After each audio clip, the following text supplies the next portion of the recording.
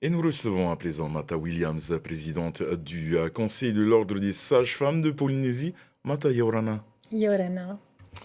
Alors, on associe souvent les sages-femmes à la grossesse et à la naissance, mais elles ne font pas que ça, hein. Les gens savent-ils ce que vous faites?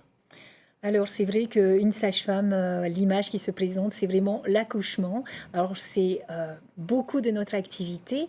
Nous sommes vraiment au cœur de la pédiatrie, de la gynécologie, de l'obstétrique, de la santé publique. Et en fait, on peut prendre vraiment des populations très vulnérables. Donc on oublie qu'on peut prendre en charge tous les mineurs, pour tout ce qui est début de la sexualité, pour tout ce qui est contraception, pour tout ce qui est maladie sexuelle. On oublie aussi qu'on peut prendre la femme de toute sa vie quand elle va bien sur le plan de femme.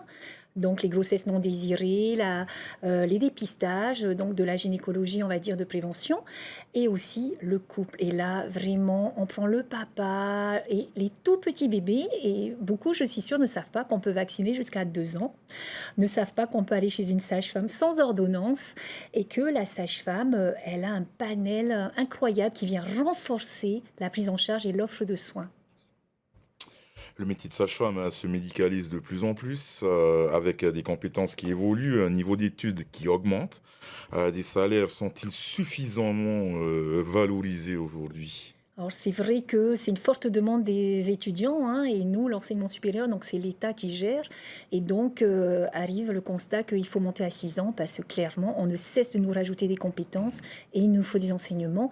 Salaire suffisant ou pas, dans la fonction publique en Polynésie, on a vraiment de la chance parce que tous nos politiques, nos gouvernants ont bien compris les enjeux et on a un nouveau statut qui a vraiment hissé les salaires, mais aussi la formation, le droit à formation.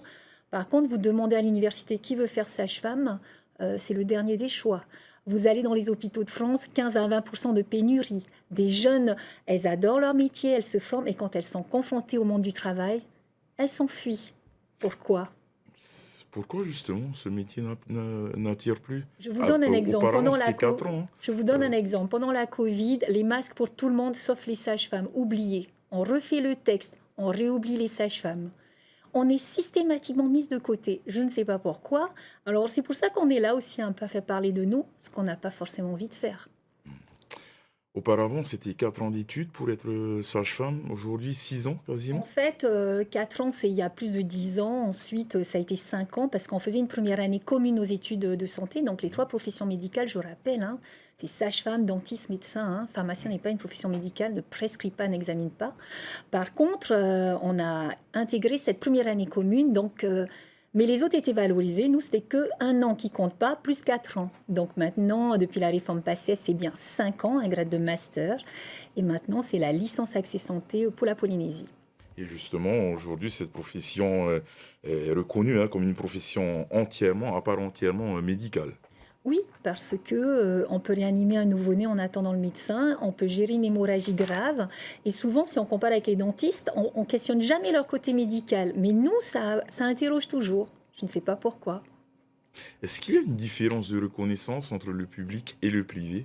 Eh ben, le fait que justement, nous avons gagné les sages-femmes du Fénois, hein, un combat de toute une vie, on pourrait dire. Hein, et on n'a plus accepté pour nos jeunes générations. C'est pour ça que ce combat, on l'a hissé. En France, elles sont en train de le gagner tant bien que mal, mais du coup, ça crée vraiment les écarts avec le secteur privé Privé. et aussi un peu libéral, parce que ça montre en fait l'écart et un peu l'inéquité.